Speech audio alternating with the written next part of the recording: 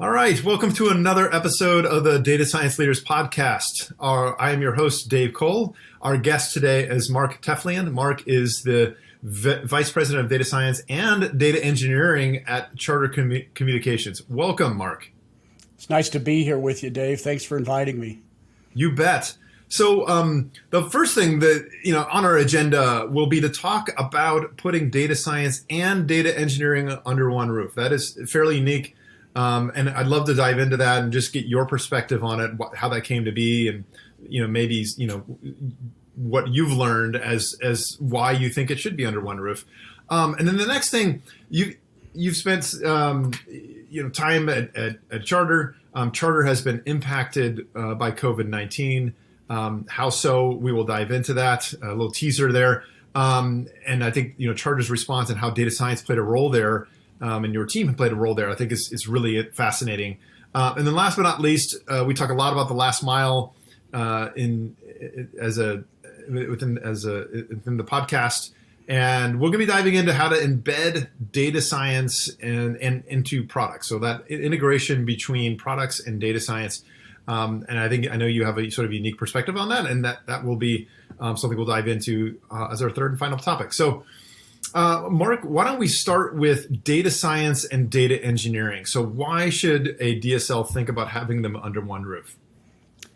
Yeah, it's a great question, and it's part of the evolution of learning. I would say the first thing is because if you look at the intersection of building modern data pipelines and what those data sets have to be engineered to, and their reuse and their enrichment between other data sets and models is where that I think that answer lies. If you look at, Dave, there's a thorny, I think, enterprise problem that any data science leader faces, is that the data science or the analytics professionals, all of them lament that every analysis or model effort requires 70 to 80% of the project time in data acquisition, cleaning, and data prep, right? So that whole cycle tends to be a project based. And I think that's why companies think that they're separate, right? That these are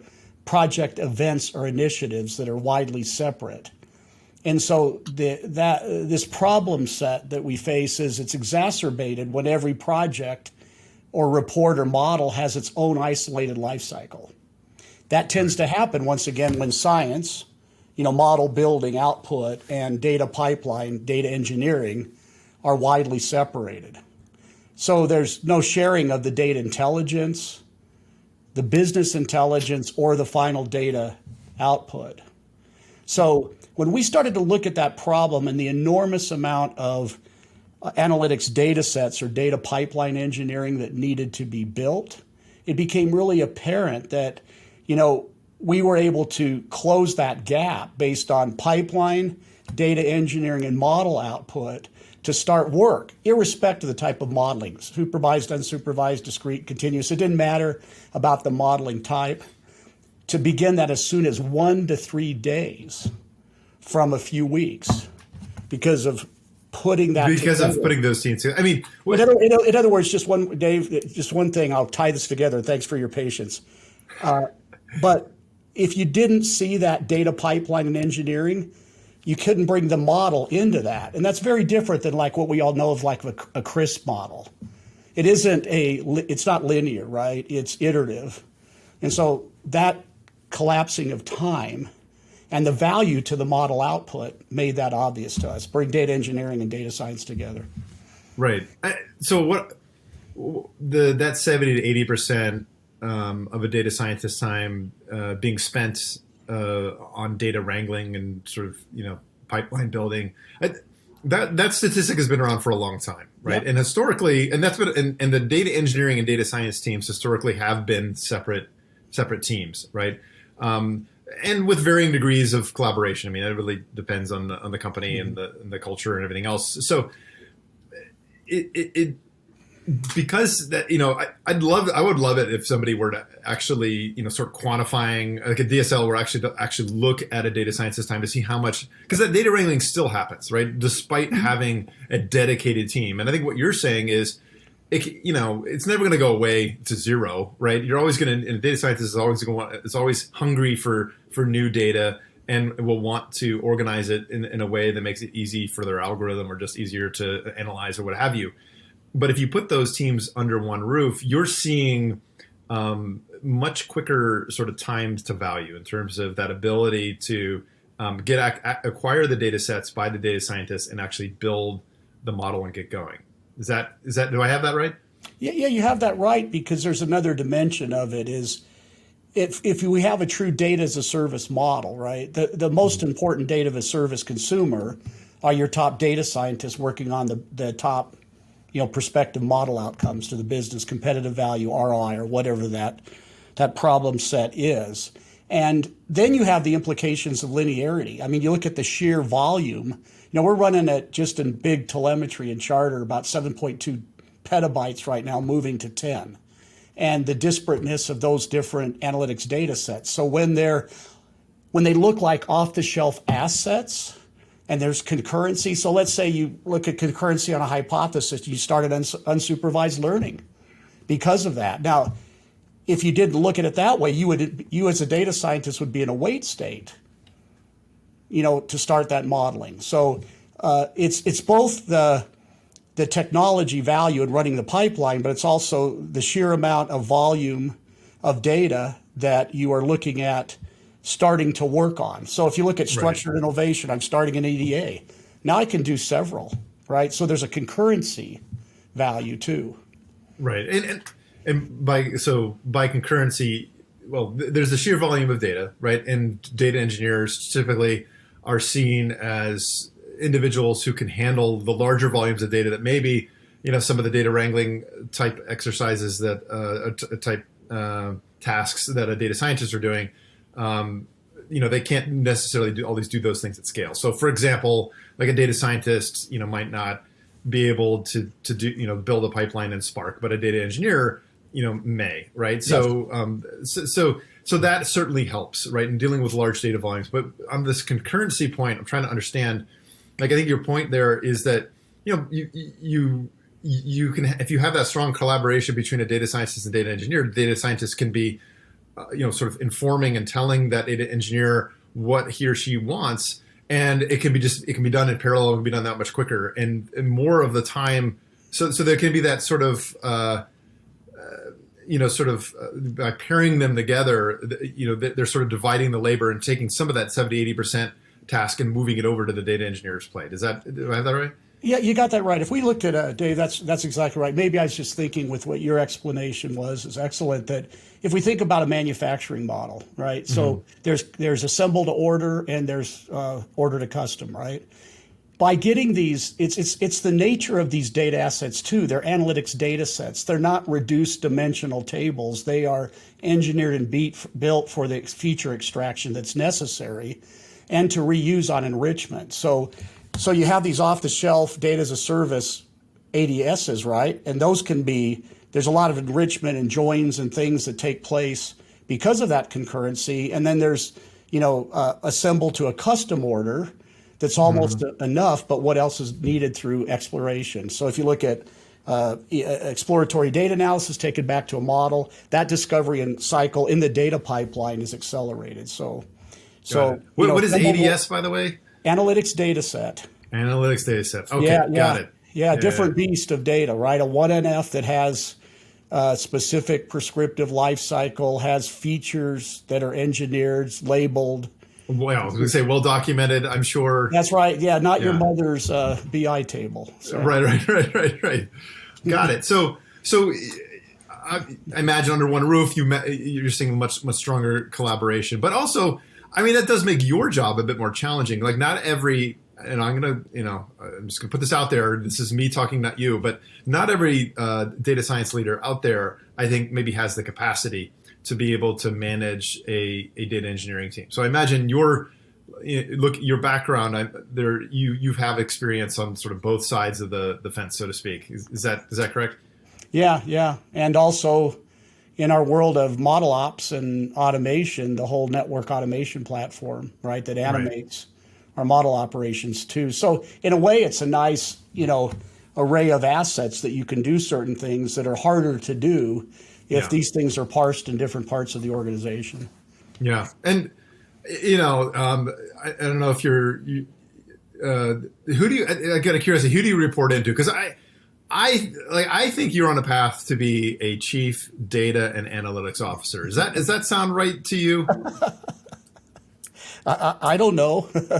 Maybe.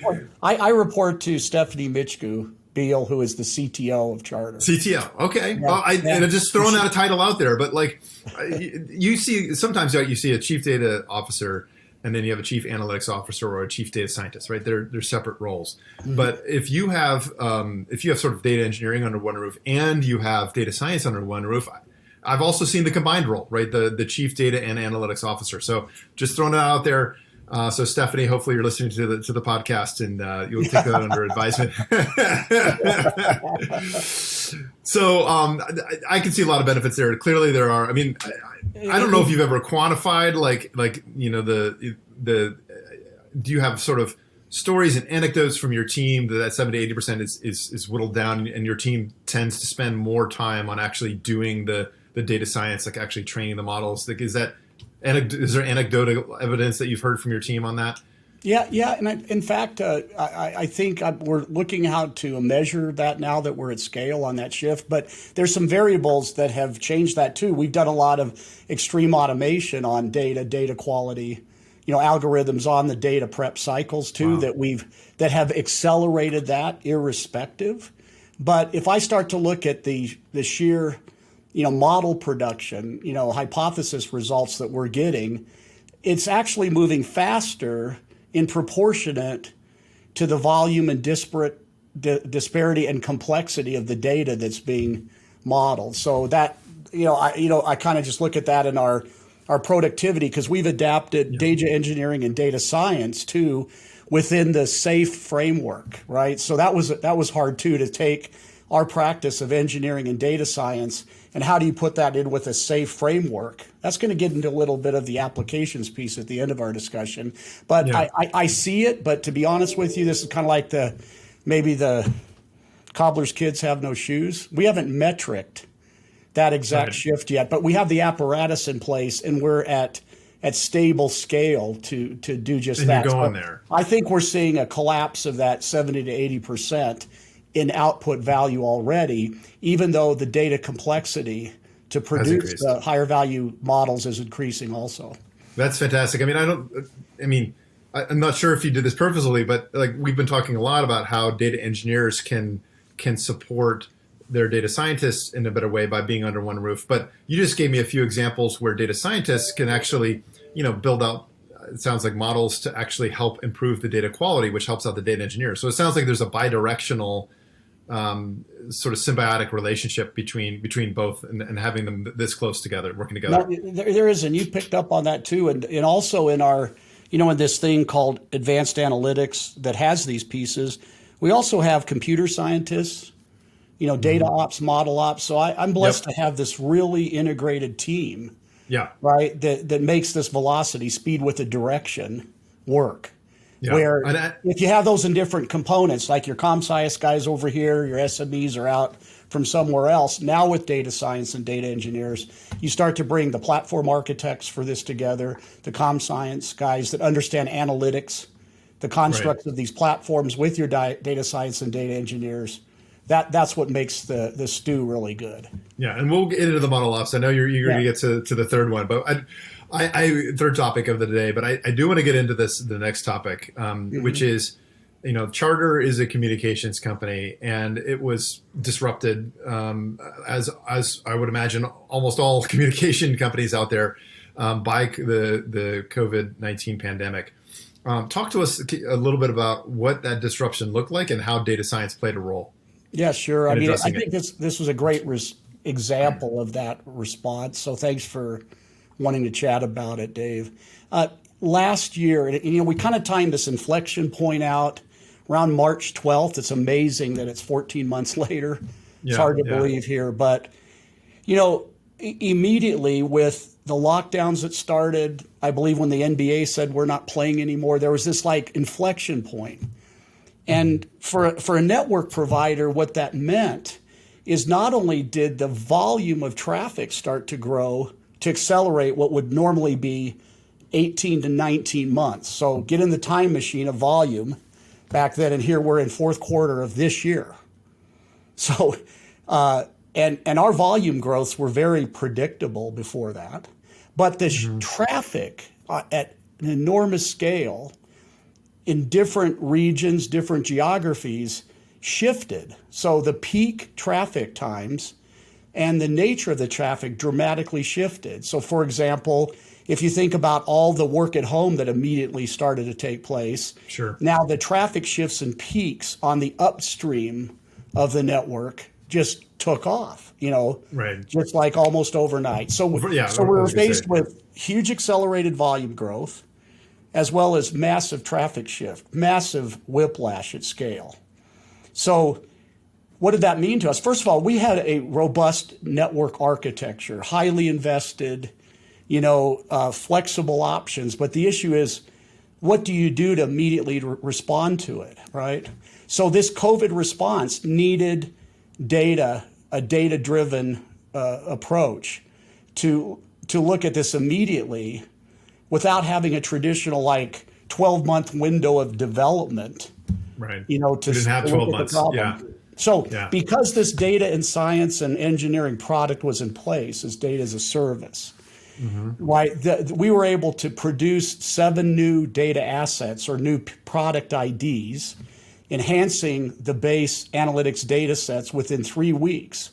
And then they were customized for the new COVID behavior and then integrated with 10 other existing data engineered assets that could give us the new specific, view of the data in near real time, peak hour, peak day, by state, by hub, by region, by, customer. So now in data, we had the data, right? So we could compute the implications of the shifts now to then look at the augmentations and the changes now that would need to be implemented on the network. So as far as some sizes, the collection of the data assets that changed was 1 trillion rows, 105 terabytes, 17 data sets, a lot of data meat there. But we were able to start immediately on the model training for capacity planning, the visualization of what had changed. The implication of visualizing your network in COVID was very different than what it was previously. And then there was a lot of specific reports that were going on, to the FCC and other entities because, all of a sudden the internet was a absolute hanging society together and e-commerce vehicle for COVID. It had a essential purpose. So that's what we did. So because of the data engineering and these analytics data sets, the changes, and then the model, the ML changes on detection and prediction, we could move rapidly within a 2 to 3 period of time to reset the whole behavior of the network and all the engineering complexity changes that we had to start to track and manage across the whole network footprint. So that was, at that time, near 29 million customers across the network. All right, that's a lot. So first of all, the impact of COVID-19 was not a gradual thing. I mean, there was like you said, virtually overnight, states, counties, et cetera, were deciding, businesses, right, were deciding that you had to work from home, right? So suddenly you have this increase in volume of traffic, right, through the charter network. And also the times, I would imagine like before COVID, peak traffic maybe happened, early in the morning or when people got home, when they're, home from the office, let's say. I could be wrong. But now you're seeing it more, spread out throughout the day and maybe even higher between the working hours because people are working from home and they're on, Zoom calls and things of that nature. Do I have that right? Yeah, that's a great summary. In fact, it was even more, if you looked at peak traffic behaviors on our networks, like peak time 7-11 on weekends usually, Saturday or Sunday. Now, and that's all that streaming video, Right. downstream, game load it, downloading, all that. Now all of a sudden it's not on the weekends, it's shifting to weekdays Right. because now people's work is weekdays. So now you're seeing peaking in weekdays, like at 3 to 5 in the afternoon or 10 in the morning. So the whole tonnage, right, of the traffic and the content behavior just whiplashed us. But once again, I mean, the resilience of Charter's network that had been invested in heavily and in place with the right data science and data engineering, right, let us then use that plus the ML, the models we needed, to literally quickly redrive and respond to that. Right. And then you mentioned that your data science, it sounds like your data science team said like, hey, we need these 7 data sets, ADSs, I believe, the new acronym I learned today. And we need them, created so that we can build, new models to sort of address, I guess, the future capacity challenges that the network is going to undergo thanks to COVID. And within 3 weeks. And current. So if you think, okay, now I've got to compute by day, by hour, by peak against the hierarchy of the network. Right. That totally different in the underlying, engineering algorithms and rules on how you would even treat this network. Got it. And then so your data engineering team having this data as a service sort of mindset quickly was able, I imagine they had a, data lake or data structures or what have you that made it very easy for them to pull the data necessary for your data science teams to go ahead and then build these models to address the future capacity concerns. Exactly. The automation. And then as we tear down these analytics data sets to product IDs and SKUs. Right. So now if you look at that, how fungible that was in the data intelligence that was in place, then building the new ADSs with the compute features that are necessary for the models. If we hadn't had DAS in place as a service like that, the data response would have been months and months. Right. That's awesome. I don't even know how long it would have been. I'm glad so let me pick on this one a little bit. What define data as a service for our audience? I can infer, but how would you define it? Yeah, it's really basically like I have all these different operands to do with data, right? Let's say it's ETL. It doesn't matter what my compute vehicle, an embedded app, a deep learning app. We'll get to that. I have all these different things I'm going to do to data. So my consumers can come into a place, right, that looks like a data governance ontological search space and look at a piece of metadata, and all of the extant data in ADSs, finished goods, and raw materials are self-served. They're available for any of those specific, operations, whether it's, our predictive automated ML, our optimization engines, they're used. And so the data is a service, specifically to those tools and those applications, just like, you look at serverless in an application world in a cloud. So it's the data is the service to them, right? You don't have any of this, gee, I need to, ask for this extract and I've got to call somebody up to, because I heard you might have a row sample that would be interesting and also it's data as a service because the storage and compute space is the service. Right. So if you think of some of these ADSs, one being loading 23 trillion rows a day, the service of those ADSs and what those mean, right, are all highly available and repeatable to the consumer and the producer of the data. Right. So if I'm a data scientist working on your team, I assume that it sounds like there's some sort of like an interface, a searchable interface that allows me to discover data on my own, discover these ADSs on their own, and then learn about them, learn a little bit about the data lineage, how current the data is, that sort of thing. It's got lineage, provenance, and also you have a relationship, and this is where these governance practices of the past just broke down. If you look at some raw material that's underway in the data pipeline, it also has a direct, I've got these assembled to order ADS products that are just fine for my data science model. But wait a second, there's some raw stuff in the mill that I see. And now I know who the data steward of that raw in the mill is and what step it is, whether it's a algorithm step that's taking place with it or a data engineer. So now I can start to bring that. That's what you talked about before, when you accelerate the visibility of what you need to do for your model exploration. Is this something that you've created, like on your team has created on your own?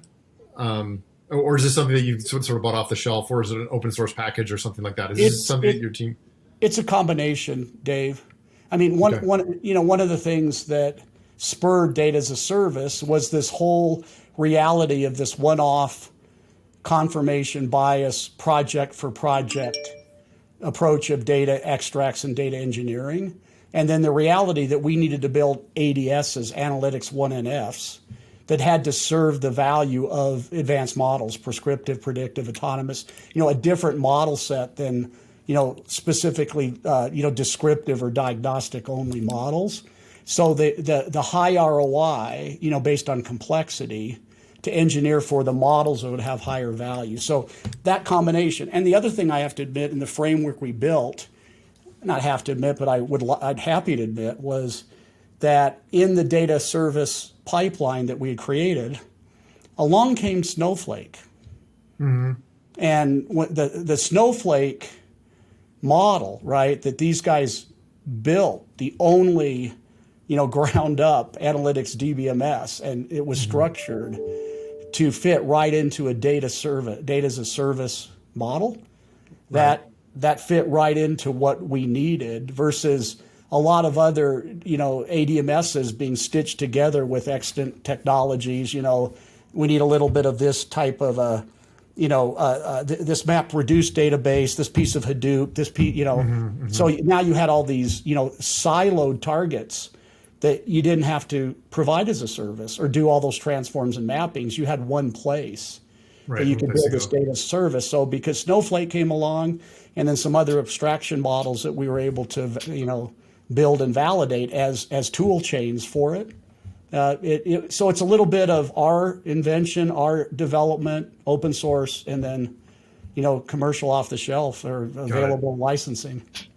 Well, I mean, that's a great story, not just for the wider data science community in terms of a great story on how to be agile and address sort of black swan-y as the COVID-19 crisis. But now let's talk about how agile your team is in terms of being able to get models into production and what your philosophy is. So I know we talked a lot about the data engineering team, talked a lot about your data science team, but there's a sort of a third team there too, which is that model ops team. Is that right?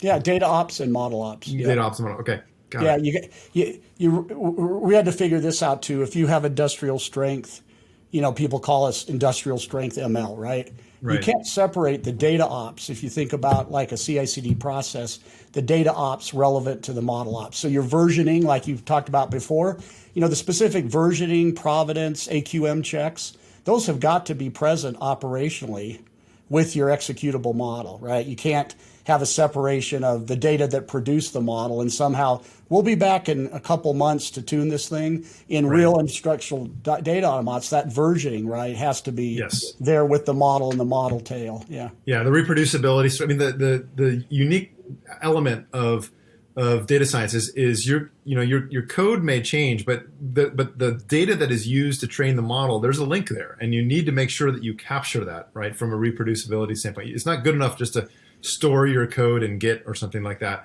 You also need to know what data set was used for that version of the code in order to train the model. So that's exactly right. And the other thing, when it is, it's not necessarily an alert, let's say to a NOC, a network operating center, like, you have a model that's alerting to a prospective, degradation of a specific service, but also in the sense when your model is instructing a machine, right, to change, hundreds of thousands of devices or act on them, you have the model feedback loop, as you said, against that versioning, but we have a resource control loop that's another loop based on the behavior and the nature of the specific controller or machine state that was acted upon. So you need to couple, right, data versioning, model ops for both the model feedback loop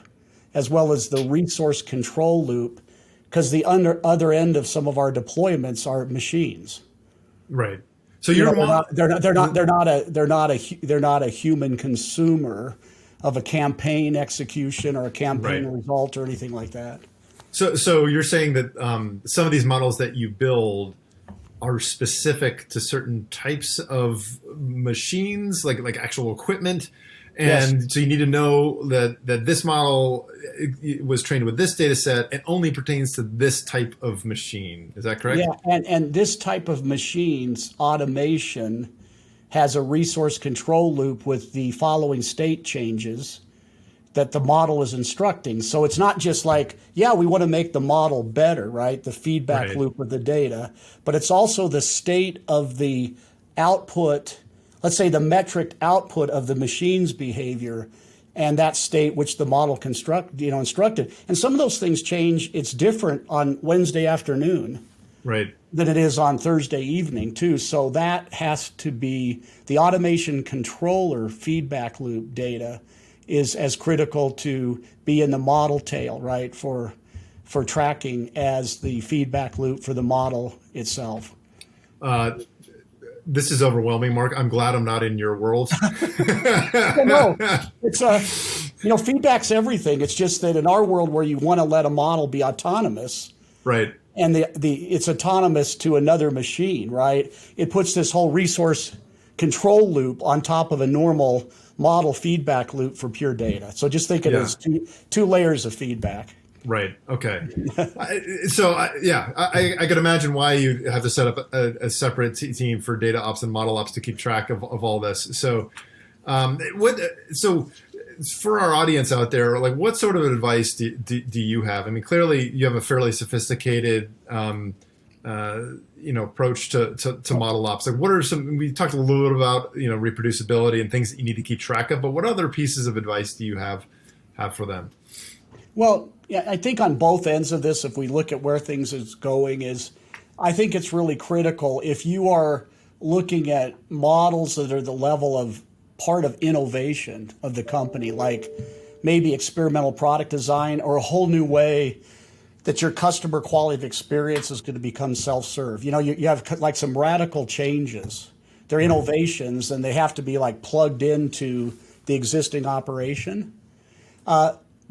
That takes more of a end-to-end architecture that data science leaders or data engineering leaders have got to participate in. So in other words, your entire pickup and management, right? Your data plane, like all of us data science leaders, our data plane, that just isn't inbound to us. We have to be part of that architecture and the nature of it, right? In other words, how I am fed is what I will produce. And I think sometimes that we think that all we're doing is getting exhaust and not influencing, well, what is the production of the data that I'm going to transform into an asset? So think about the data you're producing as a product, as an asset, as data are an asset to the company, right? This isn't exhaust for every project. If you think about it becoming a product, as if you're a third-party product provider of data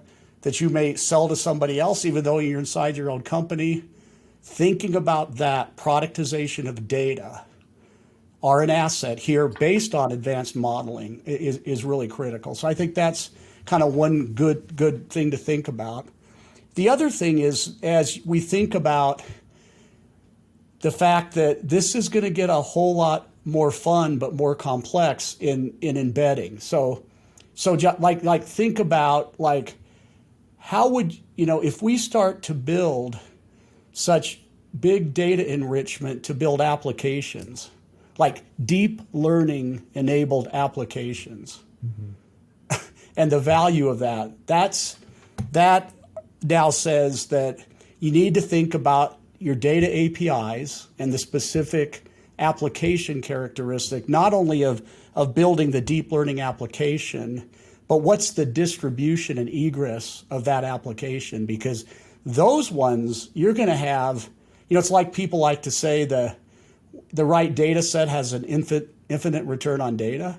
If we start to think about like embedded deep learning models that can be developed and distributed, that have wide egress, the consumers and value of those applications to other applications is going to be enormous. It's probably going to make our big data look small once you get to the other side of it. So I think on the other end of it, start thinking about and participating about the change to the application architecture. So if there's specific new applications that are going to be designed, little things like, well, how do we get data versioning in GitHub? Mm-hmm. So think about an applications development pipeline. How is the data versioning and environment actually part of your GitHub? Right. As part of your whole continuous development.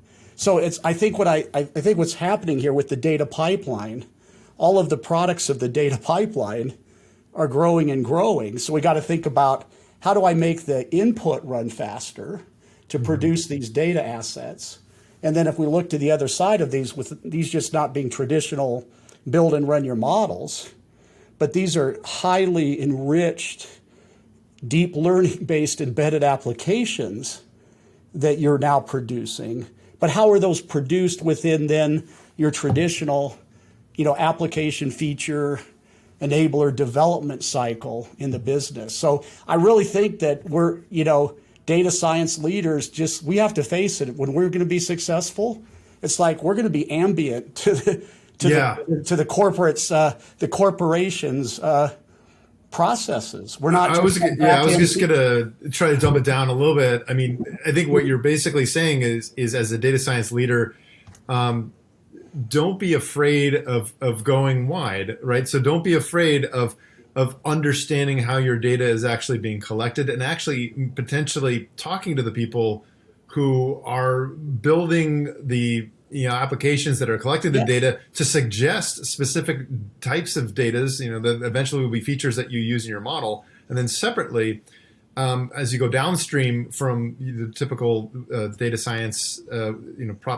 model producing artifacts that your data science team is creating, understand how those models are actually being embedded in the applications themselves. Like really understand it, so that will better inform what you're doing. So sort of go both directions. Oh, that's beautifully said. Yeah, and because they're not going to look for it. I think we have to go out there and evangelize it and work to see, how does this pipeline build to these embedded applications. And the other thing is the issue of co-opting your best SMEs in the company are going to be with they're going to want to be with your team. You don't want your guys in the back office producing overfitted models for them to spit out. Mm-hmm. But if you bring your SMEs into this, they will want to be that. And by the way, and it's not to make them citizen data scientists. I don't subscribe to that. I'm sorry, maybe many of my other colleagues do. But this whole notion of citizens data scientists, if you think about it, in this type of view, they're not necessary, right? Right. Because we're getting our data scientists and our data engineers into the front room as if they were like a business analyst, but in the sense of a data science analyst, and that's what you need. We don't need this intervening, structure where we look at these, it's like Conway's Law. We look at these teams, and somehow there has to be another team, right, that doesn't actually run in this pipeline with the knowledge of the processes and the relationships that are needed to deliver it. So you said it real well. Yeah, go wide right now because it's going to happen. But also, it's us to pull these innovations through and plug them into the existing operations. Right. I think what you're saying is with experts, right? So with experts, yeah. I don't think the existing operation is going to come finding us. Right. That doesn't work that way.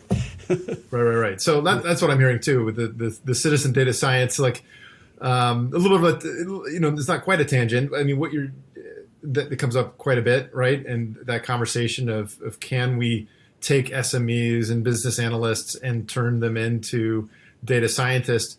You're saying no. Find people who are great data scientists, pair them up with SMEs who are able to talk the talk and understand a bit about the world of data science, and vice versa, quite frankly, right? You want your data scientists also very much to understand the business and even how the data is being collected, all the way to how their models are being used in production. That is, that I think is a reasonable explanation, or reasonable expectation rather, for your your data science community. Then also you have data engineers on your team. You have all these, you have your ML engineers, I assume, and your model ops team and your data ops team. So all makes perfect sense. Well, this has been fantastic. I have learned a lot. My brain hurt at times, Mark, but in a good way. That tells me I'm learning. I'm just hearing sort of what you've built. I think is really fantastic, and I do think you're on the way to being the next chief data and analytics officer at Charter. So just put that plug in there. Yeah, sure. Yeah, Dave, Dave, I really enjoyed it, and we talk about feedback loops or everything for like machine learning. We all know that, but you've been a great feedback loop on this discussion too, because as we look inside ourselves and what we produce and what I explain, I learned a lot from you on like what the takeaway would be in general. Great. So well, the checks in the mail, feedback, as they say. Yeah, checks in the mail. I appreciate the kind words. Mark, it's been great. If people want to reach out to you and find out a bit more, can they hit you up on LinkedIn? Yeah, LinkedIn or mark.teflin@charter.com. My work world. That would be fine too. Awesome. Well, I appreciate you joining the Data Science Leaders podcast. I had a blast. Have a great rest of your week. You too, Dave. I enjoyed it too. Take care of yourself, okay? You too.